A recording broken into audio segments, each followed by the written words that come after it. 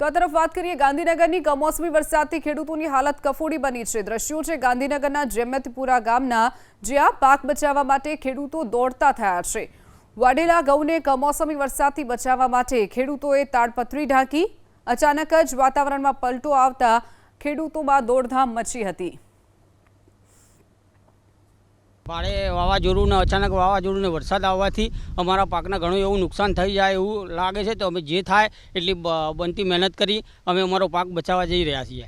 કુદરતના આફત આગળ દરેક વ્યક્તિ લાચાર છે। અમારા ઘઉંનો પાક પણ અત્યારે રેડી થઈ ગયો છે। અમુક જગ્યાએ અમે વાઢ્યો છે, અમુક જગ્યાએ ઊભો છે, તો ઊભો પાક પણ નુકસાની છે, ઊભું પડી ગયો છે।